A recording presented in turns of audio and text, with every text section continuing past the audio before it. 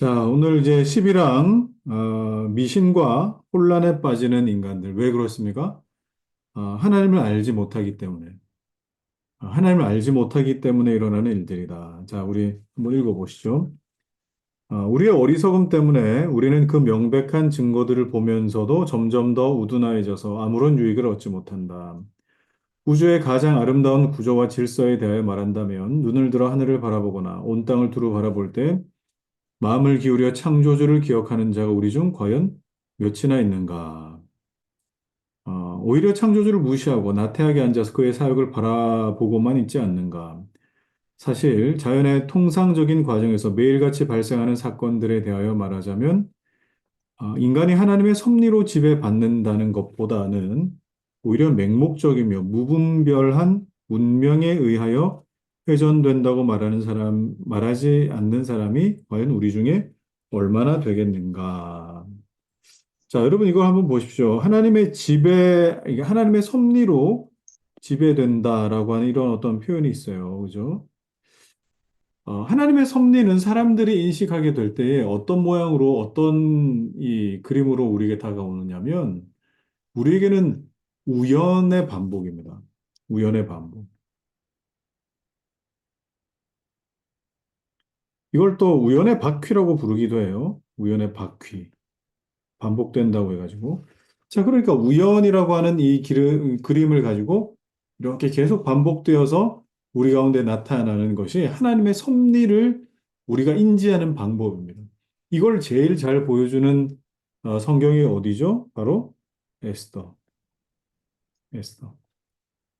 기가 막힌 타이밍에 이렇게 되고, 기가 막힌 타이밍에 이렇게 되고, 이건 사람이 다 알 수는 없습니다. 그러니까 에스더에는 하나님이라고 하는 단어가 한 번도 등장하진 않지만 하나님의 섭리가 어떻게 우리에게 전달되는가에 대해서 아주 가득가득 채워주고 있죠. 자, 그러면 여러분, 우리가 살아가다가 겪는 내가 이해하지 못하는 일들이 분명히 있습니다. 내가 어떤 사고를 경험하기도 하고, 또 내가 어떤 질병을 경험하기도 하고, 내가 또 어떤 뭐 좋은 일을 경험하기도 하고, 내가 정말 행복한 시간을 보내기도 하는 그런 일련의 과정들을 쭉 한번 보십시오. 그 모든 과정이 한치의 오차도 없이 이렇게 진행되고 있는데, 누군가는 그렇게 말할 수 있습니다. 나에게는 이런 이 그림, 이런 어떤 장면, 이런 어떤 경우, 이런 상황이 나에게는 없었으면 좋겠다라고 그렇게 생각을 하기도 합니다. 그런데 여러분 나중에 조금 뒤에 돌아보면은 그 그림이 내 인생에 빠지면 안 되었다라는 것을 여러분 아시게 될 거예요. 하나님의 섭리 가운데 여러분 그걸 보시게 될 겁니다. 그래서 여러분 노래라는 것도 높은 음이 있으면 낮은 음도 있고, 그리고 또, 쉼표가 있기도 하고, 이렇게 하면서 한 곡이 이렇게 만들어지는 것처럼, 아, 모든, 모든 우리의 인생의 스토리가 우리 한 사람만의 어떤 이야기가 아니라 사람과 사람, 그리고 사람들과 사람들, 이게 정말 유기적으로 이렇게 얽혀져 돌아가는데, 하나님의 섭리 가운데 나타나더라. 여러분, 하나님의 섭리라고 했을 때 여러분 빠뜨리지 마셔야 될 건 뭡니까? 하나님의 섭리라고 한다면 왕되심이죠. 섭리, 왕되심. 그리고 왕되심은 이게 뭡니까? 하나님께서 다스림과 보존, 다스림과 보존이십니다. 그리고 섭리의 또 다른 하나는 뭡니까? 보복자, 복수자. 자, 이 하나님의 섭리를 믿는다면 하나님 안에 있는 자들의 인생이 이런 식으로만 되어지지 않을 거라라고 하는 하나님 안에서의 확신. 이것이 하나님 안에서 우리가 누리게 되는 그 은혜인 것이죠. 자, 이게 섭리라는 것이고, 자, 그리고 또 보십시다. 거기 제가 표시해 놓은데 한번 보십시오. 섭리로 지배받는 것보다는 오히려 맹목적이고 무분별한 운명에 맡기게 되는 일들이 많더라. 섭리의 반대는 운명이라는 겁니다. 섭리의 반대는 운명. 그래서 여러분, 어, 예수 믿는 사람들은 절대 운이 좋아서라는 말을 쓰지 마시고, 운이 좋아서, 운이 안 좋아서. 자, 그러면 이거 여러분 어떤 의미가 되는 겁니까? 하나님의 섭리가 아니라 내 인생을 단순히 하나의 스쳐가는 운이라고 하는 것이 나에게 잘 붙어가지고 또는 잘 붙지 못해가지고 일어나는 일이다라고 그렇게 생각하죠. 이게 우리가 참 쉽게 흔히 실수하는 부분인 것 같아요. 뭐 몰라서 그럴 수도 있겠지만, 그리고 운이 좋다 그런 말을 하지 마십시오. 또 운이 좋지 않다 이런 말도 하지 마시고, 우리는 하나님의 섭리 안에서 나를 발견하는 사람이고 섭리 안에서 하나님을 발견하는 이 사람들이지, 운이 좋다 안 좋다는 것은 기독교인들, 그리스도인들에게 어울리지 않는다라는 거 여러분 기억하셔야 됩니다. 자, 계속 봅시다. 우리는 어떤 신성에 대한 개념을 경솔히 파악하고 즉시 자신의 육적인 망상과 광란에 빠져 들어가서 마침내는 공허한 것으로 하나님의 순수한 진리를 부패하게 만든다. 이게 이제 자연을 통해서 하나님을 보여줘도 사람들은 이런 식으로 이제 이 나타난다는 거죠.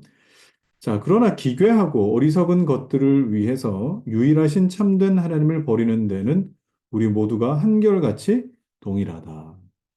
이건 누가 가르쳐 주지 않아도 우리 안에 하나님에 대한 어떤 이 반발심 같은 것들이 우리 깔려 있기 때문에 이게 죄죠, 그죠? 우리 안에 이 죄라는 것이 있기 때문에 하나님을 알 만한 것이 분명히 있음에도 하나님을 의지적으로 무시하려고 하는, 거절하려고 하는 것이 우리 마음 안에 또 한켠에 자리 잡고 있어요. 자, 우리 12양 보겠습니다. 12양. 자, 12양은 자, 그러면 왜 하나님을 믿는 자는 적을까에 대한 그런 질문이고 이 답이 되는 거겠죠. 자, 한번 봅시다. 온 세상을 채우고 뒤덮은 그 무한히 더러운 오류의 진창이 바로 여기서 나온다. 왜냐하면 각자의 마음은 미궁과 같아서, 네, 미궁과 같아서 민족마다 여러 가지 허위에 각각 끌려갔다는 것은 조금도 이상할 것이 없기 때문이다. 자, 여러분 이 미궁과 같다. 앞에는 이제 진창과 같다. 이렇게 이제 표현을 했는데, 우리 마음 안에 하나님을 알 만한 것이 있긴 있지만, 우리 마음 안에 어, 하나님을 알 만한 것이 마치 미궁과 같아요. 마음속이 막 미로처럼 이렇게 막 복잡하게 길들이 이렇게 나 있다 생각해 보십시오. 하나님을 분명히 인지는 하는데, 내 안에 하나님을 찾아갈 만한 그 길들이 보이질 않는다는 거예요. 자, 그래서 민족마다 여러 가지 허위에 각각 끌려갔다. 그래서 민족과 또 거하는 날씨와 기후와 토양과 식생과 이런 것에 따라서 사람들의 종교심이 미신적으로 발현되는데 그게 다 이런 어떤 이 진창과 미궁 속에 살아가는 사람들의 문화에 반영된 또 자연에 반영된 어떤 모습인 거라 하는 것입니다. 자, 오직 이것뿐만 아니라 거의 각 사람마다 자신의 신을 소유하고 있다. 그렇죠. 믿고 싶은 걸 믿는 겁니다. 그래서 그것은 경솔함과 천박함과 무지와 흑암으로 더불어 결합되어 하나님 대신 자신을 위해서 우상과 환상을 만들어내지 않는 사람이 거의 하나도 없기 때문이다. 결국 미신은 이겁니다. 자신의 신, 자신의 신. 모든 사람들이 선택한 미신은 자신의 신입니다. 자, 그 밑에 지혜가 뛰어나면 뛰어날수록 그 예술과 학문이 세련되면 세련될수록 그러한 사람은 자기 의견에 더 아름다운 색채를 입혀 위장해 보려고 하는 것이 상례이다.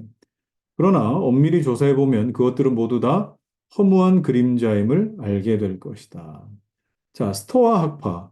여러분 들어보셨죠? 스토익이라고 이렇게 표현되어 있는데.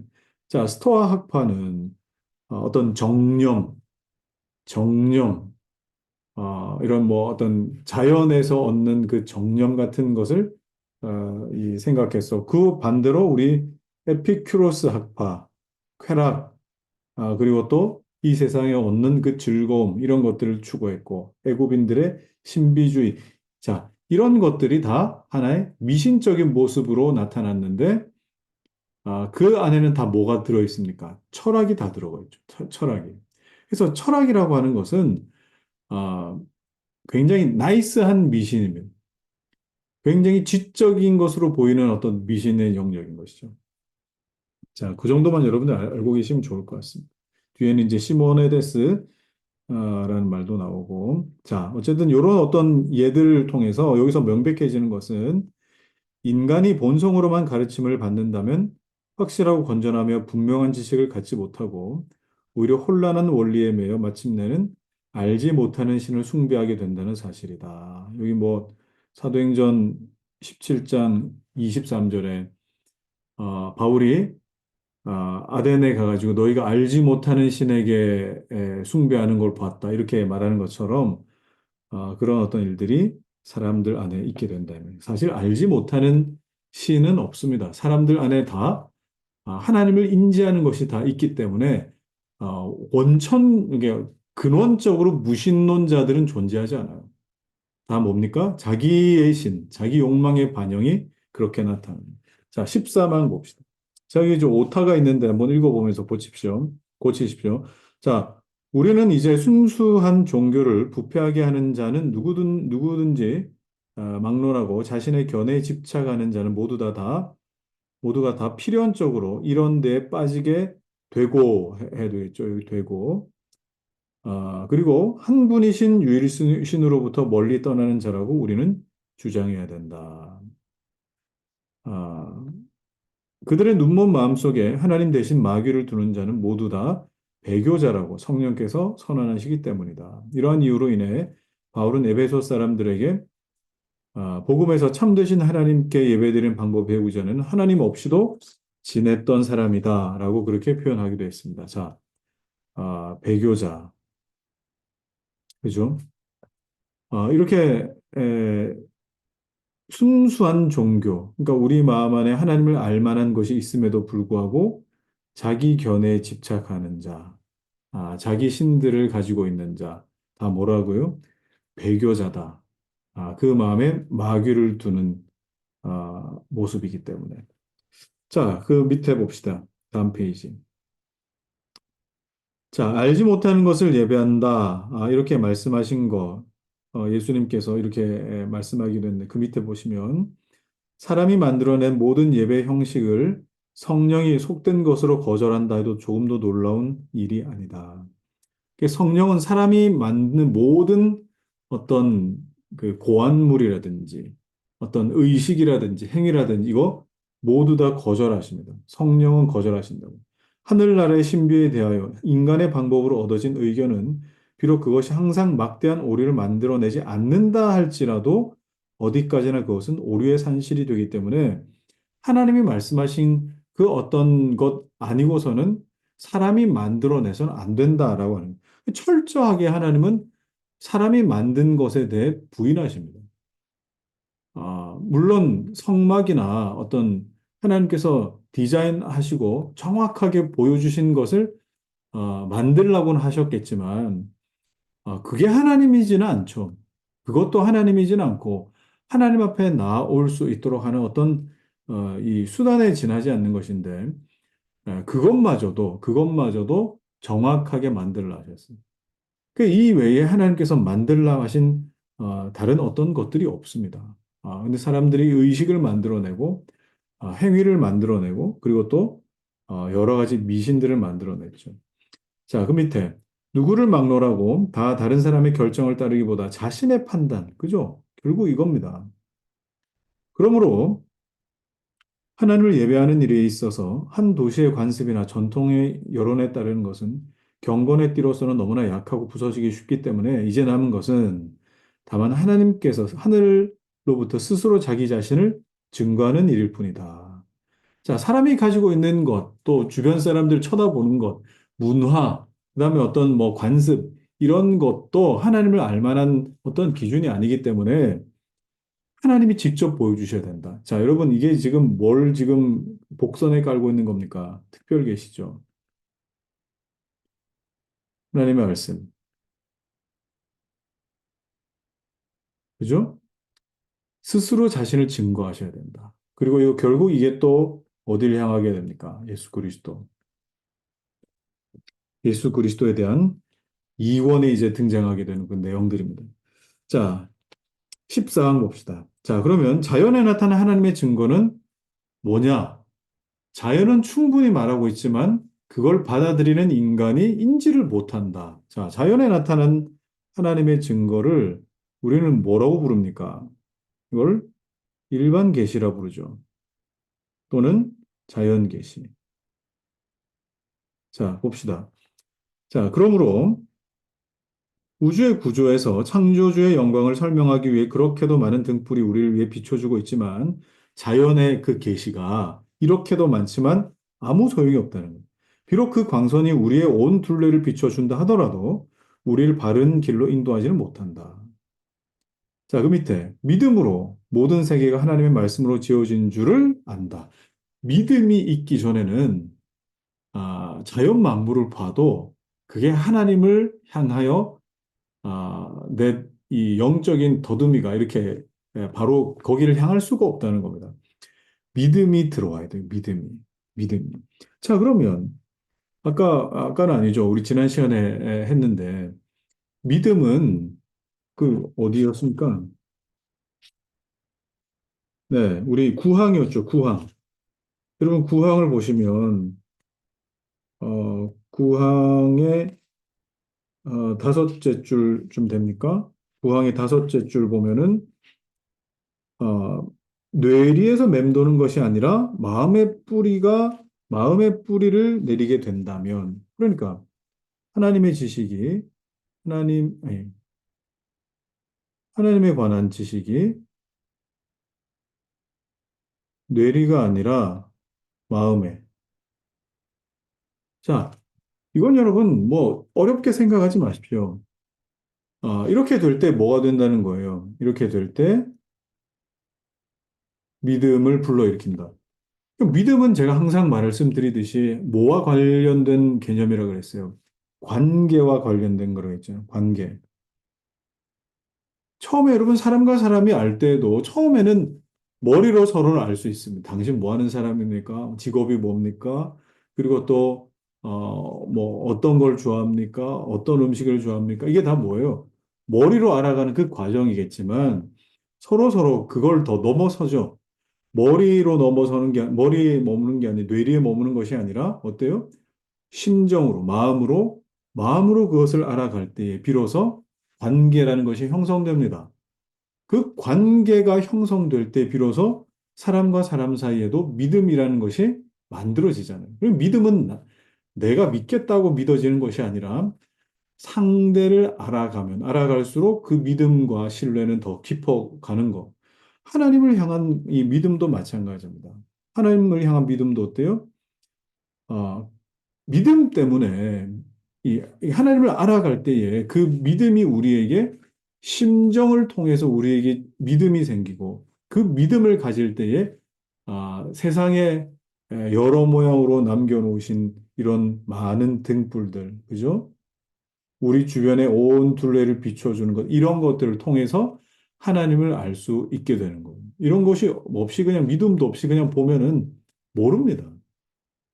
자, 그래서 그 다음 페이지 보시면 곧 보이지 않는 신성이 이와 같은 거울 안에서 나타나게 되지만 이와 같은 거울이 뭡니까? 이게 자연 계시, 일반 계시 아닙니까? 일반 계시를 통해 나타나지만 하나님의 내적 계시에 의하여 믿음으로 조명되지 않는 한 우리는 그것을 보지 못한다라고 하는. 예. 이 내적 계시라는 게 뭡니까? 이 내적 계시라는 게. 이게 바로 이 양심의 찔림이 되겠죠. 그죠? 하나님에 의해서 내 안에, 그러니까 제가 지난주 주일날도 말씀드렸지 않습니까? 하나님 앞에 예배할 때에 사람이 멀쩡한 상태로 하나님을 예배할 수 없다고. 어떤 상태로요? 어떻게? 상한 심령. 그죠? 상한 심령이 되어야 하나님 앞에 예배가 됩니다. 하나님 앞에 상한 심령이 되려면 어떻게 됩니까? 말씀이 내 안에 들어와서 심령과 골수를 막 찔러 쪼개야 되는 거예요. 내 마음이 막 그 갈갈이 찢겨지고 너덜너덜해지고 박살이 난 broken spirit이 될 때에 양심의 찔림이 될 때에 이게 결국 뭐예요? 회개하죠. 하나님, 내가 이런 사람밖에 안 되었군요 하고 하나님을 알고 나를 알게 되는 그 은혜가 있어요. 자, 그럴 때만 어떻게 된다고요? 하나님을 알고 믿음이라는 것이 우리 안에 발동되는. 자, 네. 자, 그 밑에 한번 봅시다. 그러므로 주님께서는 자신에 대한 증거가 부족하지 않는데도 자기를 알리시기 위하여 그 증거가 부족하지 않은데도 더 분명하게 알리기 위하여 각종 풍부한 인자하심으로 인류를 친절하게 이끄시는데 인간은 자기의 길, 치명적인 오류를 범하기를 그치지 않고 있다. 하나님의 열심이죠. 이게 바로 하나님의 열심. 자, 이제 15항은 1장에서 5장까지의 내용을 한번 리뷰해주는 그 장입니다. 한번 봅시다. 아무리 순수하고 명백한 하나님의 지식에 도달할 본래적인 능력이 부족하다 하더라도 그 우둔함의 죄, 우리에게 있기 때문에 이에 대한 어떤 변명도 용납되지 않는다. 그래서, 아, 뭐 그런 질문들 많이 하잖아요. 복음을 받아들이지 못한 나라의 그 시대의 사람들은 어떻게 됩니까? 제가 뭐로 판단받는다 그랬어요. 양심으로. 그죠? 이 양심의 문제라 그랬잖아요. 무엇과 함께 있느냐. 예? 그리고 실로 우리의 양심이 나태와 배은망덕을 항상 깨우쳐주지 못하더라도 무지를 구실로 내세우는 것은 허용되지 않는다. 나는 몰랐습니다라고 말할 수 없다는 거예요. 뭐 때문에? 양심 때문에. 그죠? 그것은 마치 다음의 변명들, 여기 오타가 있어요. 잘 못 듣는 피조물까지도 가장 아름다운 음성으로 전해주는 그 진리를 들을 만한 귀가 자기에게는 없다고 변명하는 것. 눈 없는 피조물이 보여준 것을 눈이 없어서 볼 수 없었다고 주장하는 것. 비성적 피조물까지도 교훈을 주장하는데 정신박약이라 그러니까 나는 못 들었습니다. 귀가 안 들려서 못 들었습니다. 눈이 안 보여서 못 봤습니다. 또는 내 정신력이 약해서 나는 이해를 못했습니다. 이런 게 통하지 않는다. 보다 근원적인 어떤 이 심령의 어떤 깊은 곳, 그 양심에 하나님을 알 만한 것이 있기 때문에. 그러므로 만물이 우리에게 바른 길을 가르쳐 줄지라도 우리가 방랑자로서 길을 잃고 헤맨다면 어떠한 변명도 용납되지 않는 것이다.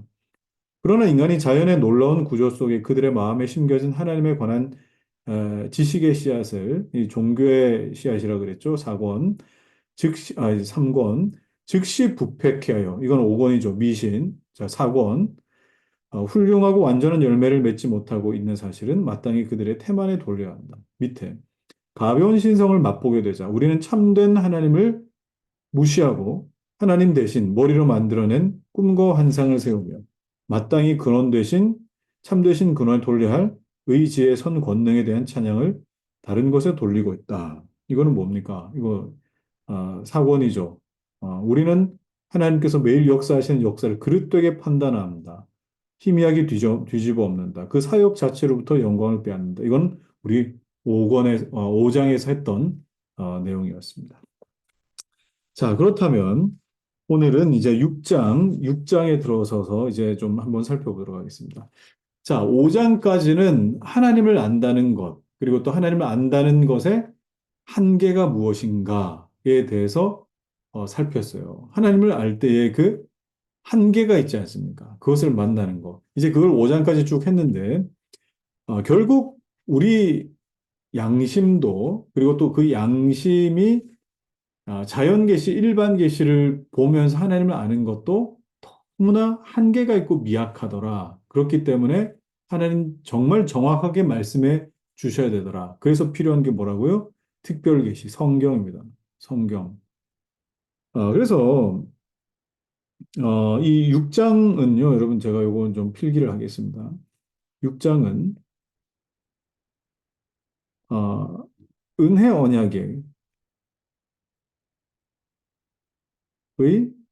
서론입니다. 서론. 자, 은혜 언약이라고 하면 뭡니까?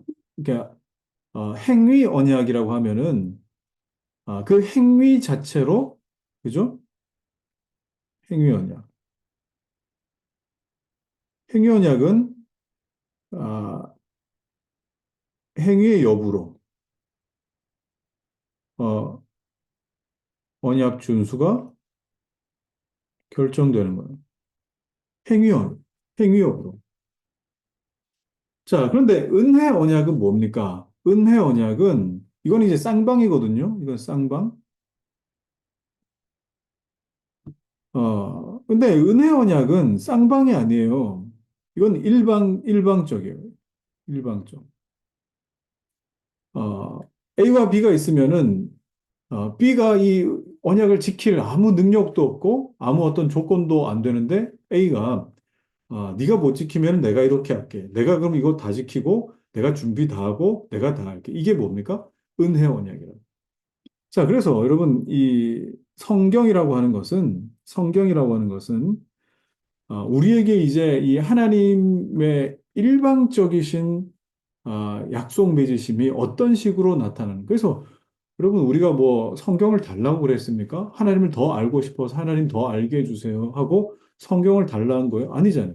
하나님이 일방적으로 주신 거 아니에요. 율법을 그냥 일방적으로 주셨고 그리고 또 예수 그리스도를 일방적으로 보내셨어요. 선지자들 일방적으로 보내셨어요. 이게 다 뭡니까? 아, 은혜 언약의 모습인 거죠. 그래서 성경은 은혜 언약의 서론이라고 그렇게 할 수 있습니다. 물론 이 언약이라고 하는 이 말이 등장하지는 않습니다. 6장에. 그런데 에, 복선이죠. 복선. 하나의 복선. 복선. 그 은혜 언약의 이 중심이 뭡니까? 이권 7장에서 10장. 예수 그리스도. 예수 그리스도에 관한 복선이 이제 나타납니다. 그래서 이 은혜 언약이 결국 무엇으로 드러나게 됐는가를 이제 이 구속자 예수 그리스도를 통해서 이제 나타나 보여주는 겁니다.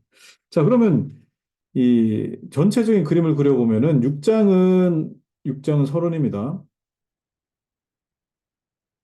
그다음에 7장부터 9장 이게 본론이에요. 제일 중요해요. 그다음에 10장 결론이에요. 자, 이게 뭡니까? 이게 성경에 관한 내용입니다.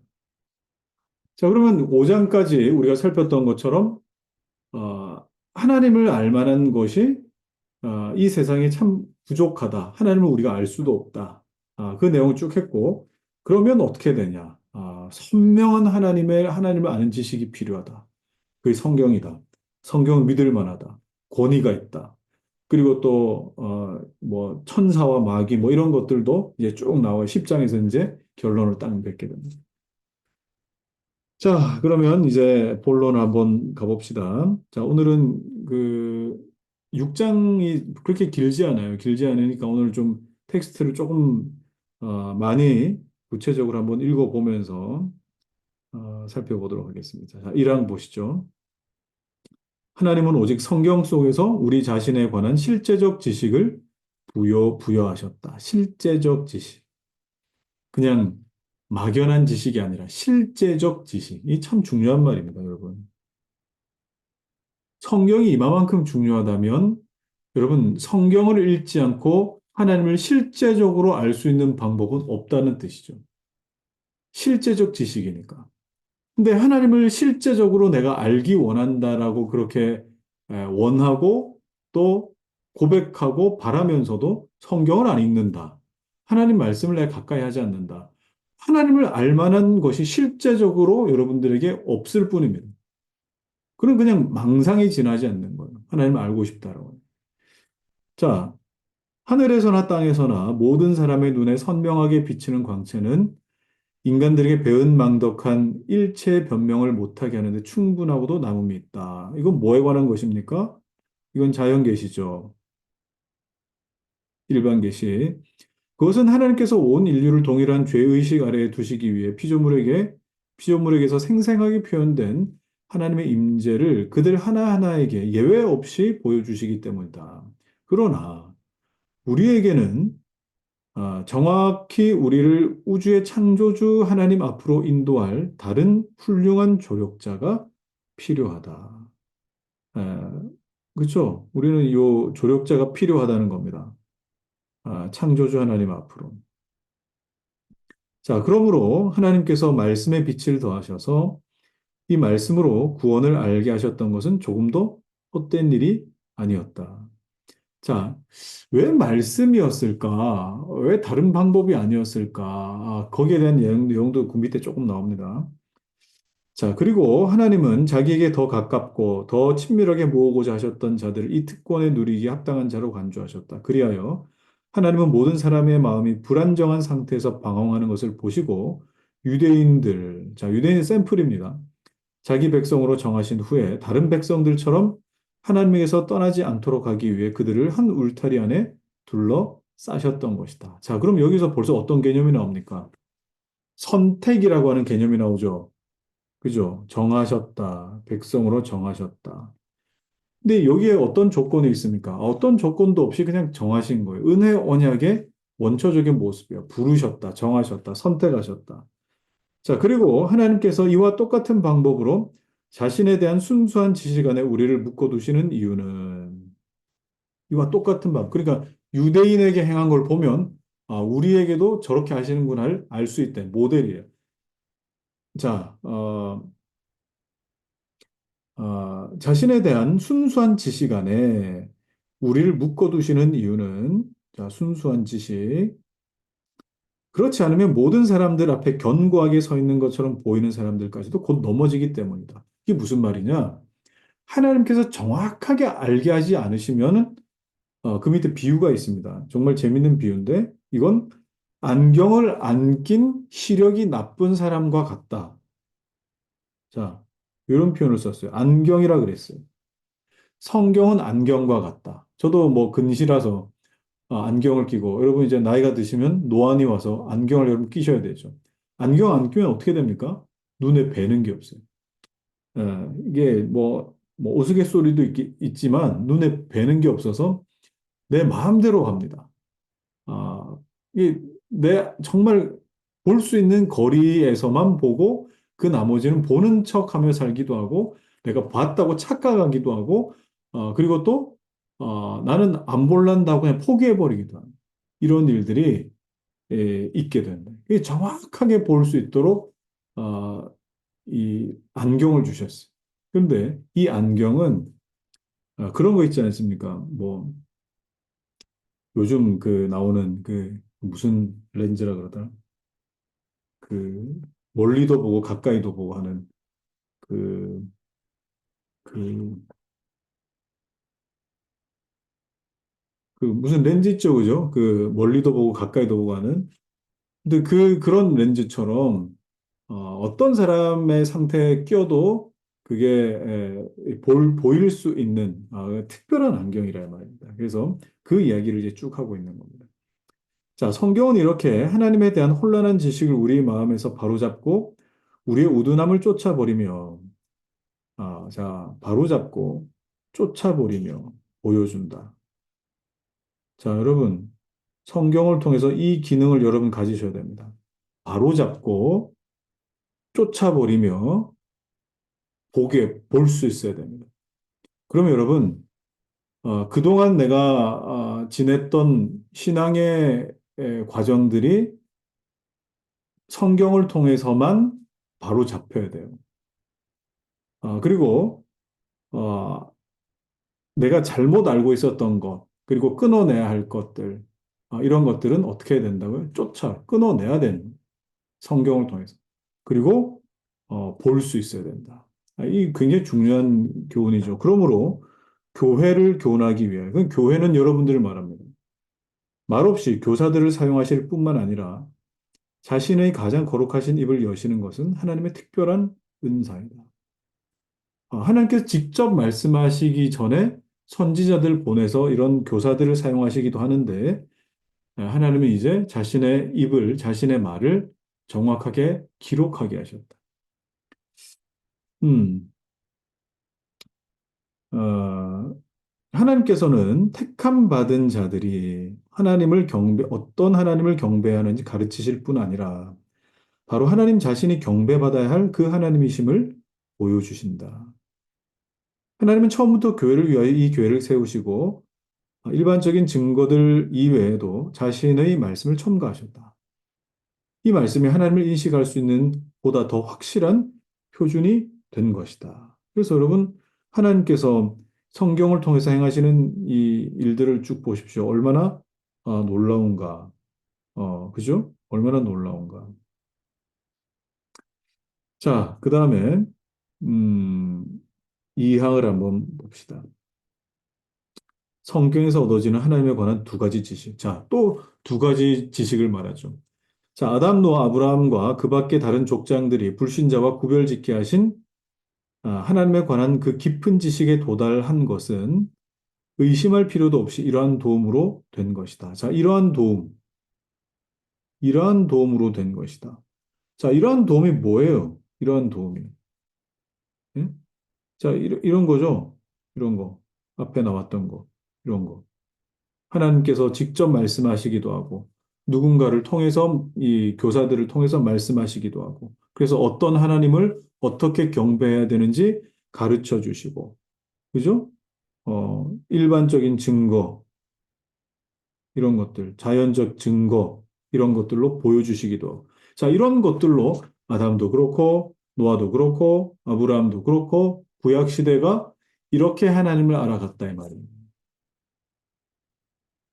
그러나 나는 지금 영생의 소망을 가지도록 그들을 조명하여 준 그 특수한 신앙 교리에 대해서 말하고 있는 것은 아니다. 자, 여러분, 이게 뭡니까? 영생의 소망을 갖도록 한 것은 구속주 하나님을 알아야 됩니다. 예수 그리스도. 자, 그 밑에 나오죠. 왜냐하면 사망에서 생명으로 옮겨지기 위해서는 하나님을 알되, 자, 사망에서 생명으로 옮겨지기 위해서는 뭘 알아야 된다고요? 창조주 하나님만 아니라 구속주로서도 알아야 하기 때문이다. 이게 뭐예요? 성경에서 얻을 수 있는 하나님에 관한 두 가지 지식입니다. 굉장히 중요합니다. 자, 우리는 삼위일체하니까 이제 어, 세 분 하나님을 세 가지 지식 아닙니까? 이렇게 생각할 수도 있는데 성령 하나님은 예수 그리스도를 알게 하시는 분이세요. 예수 그리스도는 하나님께 이끄는 분이시죠. 그래서 여러분, 크게 보자면 창조주 하나님과 구속주 하나님, 이렇게 우리 볼 수 있는 겁니다. 네. 자, 따라서 그들은 조금도 의심 없이 말씀을 통하여 이 두 지식에 다 같이 도달하였던 것이다. 그러나 순서적으로 볼 때에 하나님을 세계 창조주요, 그죠? 이게 먼저예요. 통치자로 파악하는 그런 지식이 먼저 오게 되고, 그 다음으로는 죽은 영혼을 소생시키는 다른 내적 지식이 여기에 더해져서 하나님은 우주의 창조주요, 지음 받은 만물의 유일한 창시자, 통치자일 뿐 아니라, 오탄이네요. 증보자가 아니라 중보자죠. 중보자의 위격을 가지신 구속주로도 이해하게 된다. 자, 그러면 여러분, 하나님을 알아갈 때 창조주, 그리고 구속주, 이거 두 가지 내용을 여러분 다 아셔야 됩니다. 창조주 하면은 우리 앞에 배웠던 것처럼 그분은 섭리하시는 분, 창조하고 보존하시는 분, 왕이시고 또 보복하시는 분. 이런 것들 여러분 기억하시면 좋겠어요. 자, 뒤에 한번 봅시다. 여기서는 하나님이 아브라함의 자손들을 양자로 삼으신 언약에 대하여 그리고 신자들을 항상 불신자에서 성별하셨다는 일부 교리에 대해 논하지 않는다는 것을 염두에 두시기 바란다. 자, 이게 뭡니까? 이게 은혜 언약이죠. 이게 은혜 언약. 은혜 언약에 대해서는 아직 얘기하지 않으렵니다 하는 겁니다. 왜 그래요? 이거는 그리스도께 그 기초를 두고 있기 때문에 예수님을 말해야 이게 이해가 되기 때문에. 그러나 여기서 나는 우주의 창조주신 하나님이 확실한 특징에 의해 모든 허망한 잡신들의 무리와는 구별된다 하는 것을 구별된다. 성경을 통해서 어떻게 배워야 하는지에 대해서만은 논의할 것이다. 이 1권에서는 창조주 하나님, 음, 그 일련의 문제들을 앞으로 적당한 시기에 구속의 문제로 이끌어 갈 것이다. 창조에서 이제 구속으로. 그죠? 우리는 신약 성경과 그리고 그리스도에 대하여 명백히 언급하고 있는 율법서와 예언서에서 여러 가지 증거를 추구하게 될 것이다.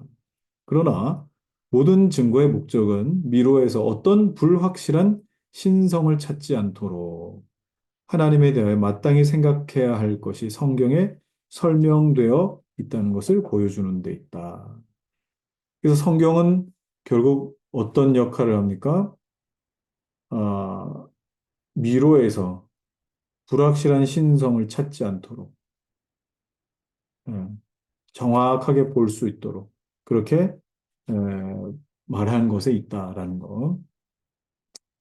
자, 이제 2장 봅시다. 2장. 자, 성경으로서 하나님의 말씀은 어떤 의미가 있는가? 성경으로서. 말씀이나 환상으로 내셨든지 혹은 인간들의 사역이나 이를 통하여 하나님께서 자신을 족장들에게 계시하였든지 간에 하나님께서는 그들이 그 자손들에게 전승하여야 할 것을 그들의 어디에 알리셨다고요? 마음에 알리셨다. 네, 마음에 알리셨다. 자, 그래서 마음의 교리에 대한 견고한 확실성이 새겨져 있었기 때문에 자, 여러분 이렇게 칼빈이 표현한 이게 뭐겠습니까? 마음의 교리에 대한 마음의 교리에 대한 견고한 확실성 이게 뭐겠어요? 믿음이죠. 믿음. 이게 믿음이에요. 우리 마음의 교리에 대한 견고한 확실성, 하나님에 대한 지식에 대한 어떤 견고한 확실성이 내 머리로 그냥 그렇구나 하고 하는 게 아니라 내 마음에. 그래서 그들이 배운 지식이 하나님으로부터 왔다고 확신하고 이해하였던 것은 조금도 의심할 여지가 없다. 지금 여러분 이거 믿음에 대해 설명해 주고 있는 겁니다. 왜냐하면 하나님은 언제나 자신의 말씀을 통해 일체의 인간적인 견해를 확실한 신앙, 확실한 신앙, 곧 영원히 불변하는 신앙을 주셨기 때문이다. 자, 말씀을 통해 확실한 신앙. 하나님을 아는 것을 통해 말씀에 그게 담겨 있으니까요. 하나님을 아는 지식을 통해서 내 마음 안에 확실한 신앙, 곧 믿음, 이걸 주신다 하는 겁니다. 말씀 없이 여러분 믿게 되는 일이 없습니다. 목사가 안수한다고 믿음이 생기고 뭐 특별한 어떤 이 기적을 보고 믿음이 물론 특별한 기적을 본다거나 어떤 뭐 집회에 참석해서 뭐 감동을 받는다거나 이건 뭐예요? 싹은 틀 수 있겠어요. 싹은 틀 수 있겠습니다만 믿음이 자라게 되는 일은 절대 없습니다. 말씀을 통해서만 믿음 자라게 됩니다. 자, 마침내는 진리가 계속적인 교훈을 통하여 대대로 이 세상에 영원히 남겨질 수 있도록 하기 위하여 하나님께서는 지금까지 족장들에게 맡기셨던 그 말씀을 말하자면 공적인 기록, 예, 이 세상에 대대로 하나님의 이 확실한 이 말씀, 확실한 신앙을 가지게끔 하는 이 말씀을 대대로 남기게끔 하기 위해 공적인 기록을 어, 남기셨다. 이러한 계획 아래 율법이 공포되었고 그 후에 율법의 선지자들이 해석자로서 또한 첨가되었다. 자, 율법, 해석, 해석. 자, 그러면 어, 보십시오. 밑에 두 번째 줄 밑에 보면 율법을 뭐라고 불렀어요? 모세와 선지자들 이렇게 불렀죠. 자, 그러면 여러분 이게 뭡니까? 율법이 있고 그 율법에 대한 해석이 구약 성경의 큰 틀입니다.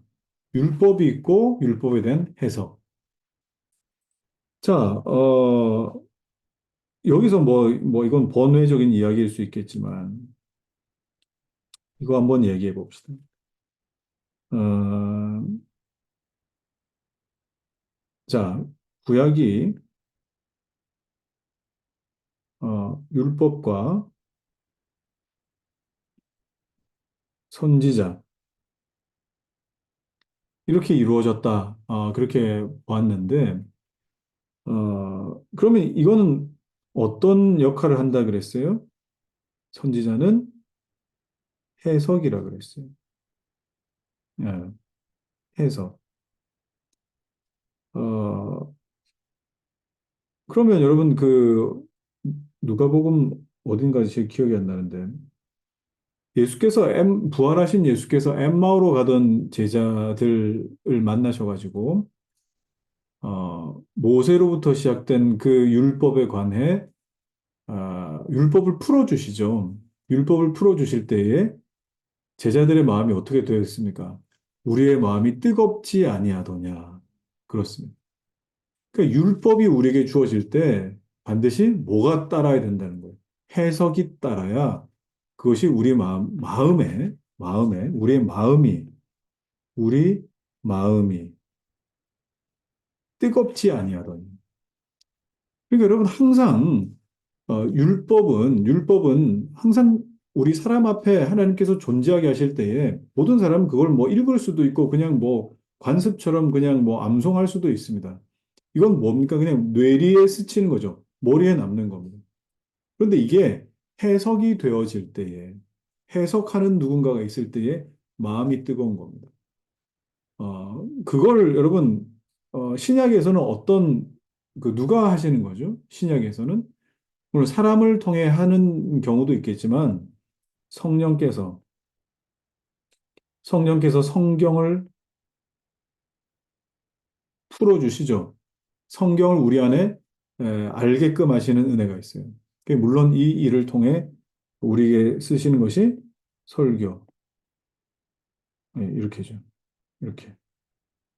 성령께서 설교를 통해 성경을 해석하는 것을 들을 수 있도록 그렇게 만드신다 이 말이에요. 자, 그러면 예수님의 이 우리 마음이 뜨겁지 아니하더냐 할 때 예수님은 이게 어떤 사역으로 지금 나타나셨다고 볼 수 있습니까? 예수님의 선지자직이죠. 예수님의 선지자직. 예수님께서는 이 해석해 주려고 오셨습니다. 하나님의 말씀을 해석해 주려고. 어, 뭐 뒤에도 이제 보겠지만 어, 설교자의 해석을 통해서 오늘날 구원을 받게 하셨다. 여러분, 이건 참 하나님 큰 은혜인 것 같습니다. 여러분, 천사들이 하나님의 말씀을 해석해 준 일이 있습니까? 말씀 해석? 대언해 주긴 했습니다. 그러니까 하나님께 받은 그 말을 그냥 그대로 전달해 주는 역할은 했던 적이 있어요. 그런데 천사들이 하나님 말씀을 가지고 풀어 설명해 줬던 일은 없었어요. 그냥 대언은 해줬지. 근데 이걸 누가 해줍니까? 이걸 누가 하고 있습니까? 이거를 사람들이 하고 있다. 그러면 하나님께서 이 땅에 세운 선지자, 하나님 말씀을 해석하는 자들, 선지자들, 그리고 목사들, 복음 이 전도자들, 이런 사람들의 어떤 권위라든지 역할들이 얼마나 중요합니까? 그리고 한낱 사람에 불과한 피조물을 하나님의 사역에 초청하셔가지고 그렇게 이루어 갈 수 있도록 그렇게 우리를 부르신 것이 얼마나 놀라운 일, 이건 천사들도 못한 일이었어요. 복음을 이 해석해 주는. 자, 그러면 여러분, 선지자들이 주로 우리가 예언했다라고 보는데, 여러분, 예언이라고 하는 게 뭡니까? 선지자들은 뭐 하는 사람이었다고요? 말씀 해석이었어요. 예언은 예견과는 다릅니다. 어, 보통 우리 뭐 영화 같은데 선지자들이 뭐 그죠? 뭐 SF물 같은 그런 데 보면 선지자들 나와서 뭐 미래를 보고 뭐 그러잖아요. 이건 예견이죠. 근데 예언은요, 예견이 아닙니다. 예언은 하나님의 말씀을 맡았고 그 말씀을 어떻게 해주는 거라고요? 해석해 주는 사람을 선지자, 예언자 이렇게 부르기도 했었습니다. 그래서 말씀 해석 이것은 오늘날에도 목사들에게 맡기셔가지고 여러분들이 여러분들을 깨우쳐야 하는 책임을 저 같은 목사들에게 이제 맡기셨죠, 그죠? 그래서 율법 해석은 반드시 에, 누구를 향하고 있어야 되느냐? 그리스도를 향하고 있어야 된다. 그리스도 중심이어야 된다. 그래서 예언의 은사를 받았다라고 하는 것은 예견의 은사를 받았다라고 하는 것이 아니라 말씀을 풀어주는 은사를 받았다라고 그렇게 보는 것이 건강할 것 같습니다. 자, 네. 어디까지 읽었어요? 자, 거기 한번 봅시다. 그 유용성이 다양할지라도 특별히 하나님과 인간 사이의 화목의 방법을 가르치기 위해서 모세와 선지자에게 맡겨진 것이었다. 자, 여기 나오잖아요. 가르치기 위해서, 예? 해석해 주기 위해서. 그죠? 바울이 그리스도를 율법의 마침이라고 부른 것은 여기에 기인됐다. 왜 그렇습니까? 모세와 선지자들까지 일어난 모든 일들을 풀어주실 때에 마음이 뜨겁지 아니하더냐. 성령 하나님께서 이제 예수의 영이신 성령께서 오셔서 그 말씀을 듣는 자들마다 가슴을 치고 형제들아 우리가 어찌할꼬 하면서 그렇게 회심하게 되는 일도 있게 되는 것. 이게 예수께서 이 땅 가운데 행하신 그 일들이란 말이에요. 자, 그러나 내가 여기서 다시 한번 반복하는 것은 그리스도를 여기 또 오타네요. 증보자가 아니고 중보자. 중보자로 삼는 신앙과 회개의 특수한 교리 외에도 성경은 하나님과 많은 거짓 신들의 무리들과 혼동되지 않도록 하기 위해 명백한 특징과 증거들로서 우주의 창조주 통치자이신 유일하신 참되신 하나님을 장식하고 있다는 사실이다. 네. 그러므로 사람은 누구나 다 이 영광스러운 극장의 관객으로 자리 잡고 있기 때문에 밑에 눈을 돌려 하나님의 사역을 신중히 생각하는 것이 타당하겠지만 그러나 그보다 더 월등한 유익을 얻기 위해 하나님 말씀에 귀를 기울여야 한다. 그럼 하나님을 알아갈 때 일반 계시보다 이 특별 계시, 하나님 말씀이 훨씬 더 우월하시다 하는 것을 여기서 지금 볼 수 있는 것입니다. 네, 자, 계속 한번 읽어봅시다. 참된 종교의 빛을 받기 위해서는 마땅히 하늘의 교리에서 그 시초를, 건전한 교리를 극히 일부분이라도 얻을 수 없다는 사실을 깨달아야 한다. 그러니까 하늘 교리가 이제 일반 계시라는 뜻이겠죠. 일반 계시에서 극히 일부분도 우리는 얻을 수 없을 만큼 우리는 참 망가져 있다. 그러므로 하나님이 성경에 자신에 대하여 증거하고자 하신 것을 경건한 마음으로 받아들일 때, 성경이 말씀하시면 경건한 마음으로 받아들일 때, 경건이 뭐라 그랬습니까? 하나님을 알고자 하는 그 지식에 관한 하나님을 향한 경외와 사랑의 마음, 사랑의 태도, 자, 경건한 이런 마음으로 받아들일 때 참된 이해의 시초가 되는 것이다. 자, 그래서 이렇게 하나님을 아는 지식에 대한 공급이 사람들에게 있게 되면은 믿음을 일으키게 됩니다. 이게 믿음을 일으키는 거예요. 자, 하나님에 대한 일체 올바른 지식은 다 순종에서 나온다. 순종에서 나온다. 뭐 우리 지금 제자반에서도 지금 암송하고 있지만 디모데전서 6장 3절에서 5절 나중에 한번 찾아보십시오. 내가 옳다. 순종은요, 내가 옳다라고 그렇게 생각하는 자에게는 절대 나타날 수가 없죠. 내가 옳다. 아, 순종은 어떻게 이루어지는가 여러분 거기 찾아보시면 좋겠습니다. 자, 사망 봅시다. 인간의 마음이 얼마나 하나님을 쉽게 잊어버리며 얼마나 심하게 각종 오류에 기울어지고 있으며 또한 얼마나 맹렬하게 계속 신기하고 인위적인 종교를 날조하려는 욕망을 가지고 있는가를 생각해 보자.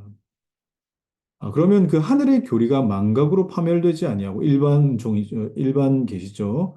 오류로 사라지지 아니하며 인간의 방제한 행동으로 부패하지 않도록 하기 위해서는 반드시 기록된 증거가 있어야 됩니다. 부인할 수 없도록. 자, 그러므로 하나님께서는 분명히 우주의 가장 아름다운 형성에 찍혀진 자신의 모습이 충분한 효과를 나타내지 못할 것을 미리 아셨기 때문에 그가 유익한 교훈을 주시기를 기뻐하셨던 모든 사람들을 위하여 기뻐하심을 입은 사람들.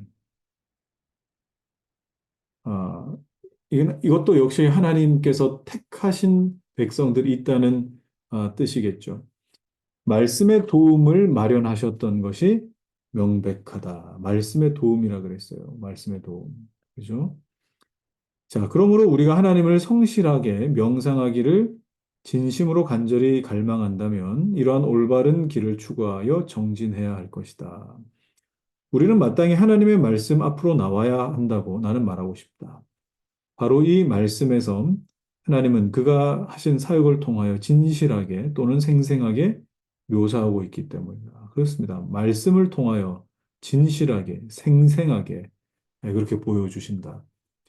자, 우리가 만일 이 말씀에서 벗어나게 되면 아무리 빨리 달린다 하더라도 그 길에서 탈선했기 때문에 목적지에게, 목적자에게 결코 도달하지 못할 것이다. 왜냐하면 사도 바울이 말한 대로 가까이 가지 못할 빛에 거하시는 그 하나님의 광채는 말씀의 실로 인도받지 못합니다. 자, 여기서 아까 칼빈이 말씀을 성경을 안경이라고 그렇게 표현했죠. 여기서는 뭐라고 표현했다고요? 실이라고 표현했어요. 실. 그러니까 이렇게 어두운 곳에 이렇게 실 하나 이렇게 있어도 그거 붙들고 가면은 안전한 것처럼 이걸 실이라고 그렇게 표현했다 이 말이에요. 그래서 아까 나왔던 그 미로와 같은 하나님을 알 만한 내 안에 미로 같은 것이 있어도 실 따라가면 되더라 하는 겁니다. 가이드 역할을 하니까. 그러므로 이 길 밖에서 벗어나 전속력을 다해 달리는 것보다 오히려 절름거리며 이 길 따라 걷는 게 더 낫다. 자, 여러분 얼마나 위로가 되는 말입니까? 속도가 중요한 게 아니라 그랬지. 이 말은 벌써 칼빈이 했던 말인 거죠. 속도가 중요한 게 아니라 쩔뚝쩔뚝 뭐 조금 천천히 가도 똑바로 가는 게 낫다. 이 실 붙들고 안경 끼고 이렇게 가는 게 낫다. 자, 다윗이 이런 말을 했습니다. 하나님을 통치하는 분으로 하나님을 소개했는데 이 통치라는 말의 의미를 하나님께서 소유하시는 권능 또는 전 세계를 통치하심에서 행사하시는 그러한 권능이라는 의미로 말하지 않고 자신이 정당한 주권을 주장하시는 교리라는 뜻으로 말하고 있다. 자, 이게 무슨 말입니까? 자, 여러분, 이건 그 지난 제자훈련 때도 제가 잠깐 언급했던 말이기도 한데, 다윗이 하나님을 바르게 알았어요. 율법을 통해서 율법을 또 해석한 어떤 그 과정들을 통해서 하나님을 바르게 알 때에 하나님을 어떻게 표현했는가? 하나님은 통치하시는 분이시다라고 했는데, 어, 통치하신다라고 할 때에 하나님이 막 전 세계에 통치를 행사하시는 권능을 나타내시는 분. 그러니까 막강한 어떤 힘이 있으셔가지고 가는 곳곳마다 하나님께서 통치하시는 어떤 능력으로 나타나시는 분이 아니라 이미 통치하시는 분이라는 개념은 뭐라고요? 이미 통치가 되고 있고 이미 통치하고 계시고 거기에 대해 정당한 주장을 하시는 분이다. 자, 이게 조금 여러분 이게 무슨 소린가 하는 이 뭐 생각이 드실 수도 있을 것 같습니다. 이건 제가 좀 설명을 해보죠. 자, 어디다 설명을 할까요? 자, 여기다 좀 설명해 보겠습니다. 자, 하나님 나라를 제가 설명을 좀 할게요. 하나님 나라의 확장과 하나님 나라의 도래. 자, 이거 제자 훈련 때도 굉장히 그 뜨거운 감자였던 주제였습니다. 자, 하나님 나라의 확장은 뭡니까? 하나님 나라의 확장은 여기에서 저기까지 자꾸 이렇게 뻗어나가는 거예요. 근데 이건 여러분, 그 교회 성장학자들이 만들어낸 용어죠. 하나님 나라의 확장이라는. 하나님 나라의 확장이라는 개념은 성경에 없습니다. 그건 뭐냐? 예수님 첫 번째 메시지가 뭐였어요? 회개하라, 천국이 가까이 왔느니라. 가까이 왔느니라. 주기도문에서 뭐라고 하시죠? 나라가 임하시오며 또는 오게 하시며 어, 자, 여러분 이 하나님 나라의 확장과 하나님 나라의 도래는 여러분 조금 구별하셔야 됩니다. 제가 이렇게 설명해 볼게요. 자, 우리나라가 이렇게 있어요. 자, 여기 우리 서울이 있고 여기 평양이 있습니다. 만약에 우리나라가 뭐 이런 일이 다시 뭐 있을 리 있겠습니까마는 또 6.25 전쟁 같은 일이 있었는데 이거는 반대로 서울에서 이제 밑에서 북한 쪽으로 이제 점령을 했어요. 그럼 북한을 공격할 때 제일 먼저 공격하는 것은 물론 여러 가지 핵시설들도 있겠지만 제일 먼저 김일성 궁을 여기 평양성 여기를 제일 먼저 점령해야 될 거 아닙니까? 그리고 뭐 행정부의 역할하고 있는 기관이든지 입법부, 사법부 역할 감당하는 그 모든 기관들 여기 딱 점령했어요. 핵심이 딱 여기 그 진격해가지고 점령을 딱 했어요. 자, 그러면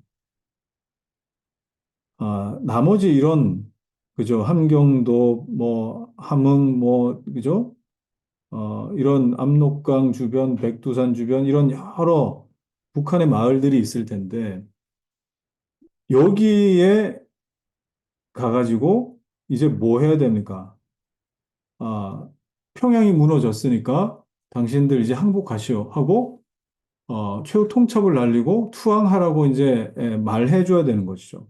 그죠? 이걸 뭐라고 부르느냐? 이게 전도입니다. 전도. 이게 전도라고요. 전도는 확장의 개념이 아니라 이미 통치가 끝났어요. 이미 전쟁은 끝났고 당신들 이제 그 전쟁에 뭐 자꾸 그 게릴라전 같은 거 하지 말고 자꾸 함부로 싸우려고 하지 말고 이제 그냥 항복하고 그만 나오십시오. 라고 말하는 게 전도라는 거예요. 그러면 하나님 나라가 오게 하십시오. 그죠? 가까이 왔습니다라고 하는 것은 이미 예수 그리스도께서 십자가와 부활과 하나님 우편에 앉으신 왕으로 높임 받으신 그 사건 때문에 어떻게 됐어요? 이미 여기 끝났어요. 이 싸움이 끝났다고요. 그런데 곳곳에 이런 성읍들에 아직도 마귀가 자리 잡고 있죠. 마귀가 자리 잡고 있으면서 끝난 게 아니야. 그럴 리 없어. 하고 발버둥 치고 있어요. 자, 그때에 성도와 교회들이 우리 삶의 영역으로 들어가서 뭐 하라고 하는 겁니까? 아니, 여기 당신 있을 곳이 아니고 이미 전쟁 끝났다니까? 너 더러운 이 마귀 사단아, 예수 그리스도를 명하노니 여긴 네가 있을 자리가 아니다. 네가 역사할 곳도 아니다. 네가 어울리지도 않는 곳이다. 여긴 하나님 다스리는 곳이다 하고 뭐 하라는 거예요? 쫓아내라 그랬어. 쫓아내라. 이게 뭡니까? 하나님 나라가 도래했다는. 자, 그러면 그런 개념으로 여러분 보십시오. 어, 어, 다윗이 하나님의 통치에 대해서 뭐라고 했다는 겁니까? 하나님 그런 권능이 있어서 하나님이 여러 나라를 통치하시는 권능으로 확장해 가시는 것이 아니라 뭐라고요? 하나님이 자신의 정당한 주권을 주장하시는 여긴 내 땅인데 당신들 왜 있는 거야? 하고 악한 마귀에게 또는 하나님을 알지 못하는 백성들에게 이렇게 경고하시는 이 경고할 때 돌아 나오는 자는 복된 거예요. 회개하라 천국이 가까이 왔다. 이것이 바로 다윗이 하나님을 정확하게 알고 있었던 어떻게 다윗이 이걸 정확하게 알고 있었는지 모르겠어요. 예. 여러분도 잘 모르잖아요, 사실. 오늘날 성도들도 이걸 모르는데 다윗은 그때 어떻게 알고 있었는지 모르겠어요. 자, 마지막입니다. 사항. 하늘이 하나님의 영광을 선포하고 궁창이 그의 손으로 하신 일을 나타내는도다. 날은 날에게 말하고 밤은 밤에게 지식을 전하니. 자, 다윗이 이렇게 말하고 나서 여호와의 율법은 완전하여 영혼을 소성케 하고 여호와의 증거는 확실하여 우둔한 자로 지혜롭게 하며 여호와의 교훈은 정직하여 마음을 기쁘게 하고 여호와의 계명 순결한 눈을 밝게 하도다. 다윗은 여기서 또한 율법의 다른 유용성도 이해한 것이 사실이다.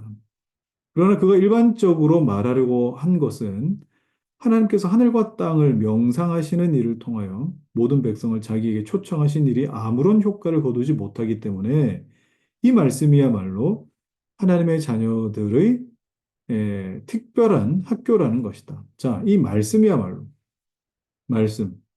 말씀이 뭐라고요? 특별한 학교다. 특별한 학교. 자, 그렇기 때문에 여러분, 이런 말이 있죠.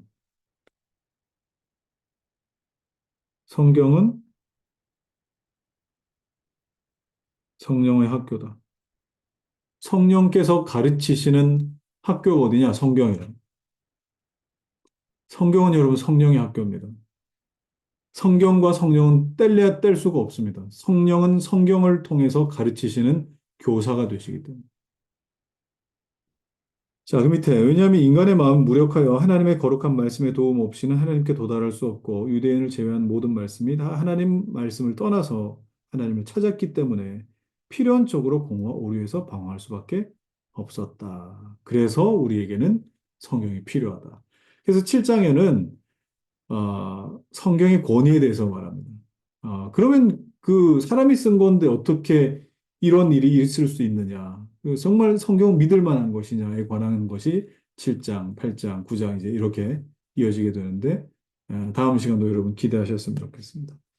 자, 우리 그럼 기도하고 이제 우리 질문 받고 또 좀 나누도록 하겠습니다.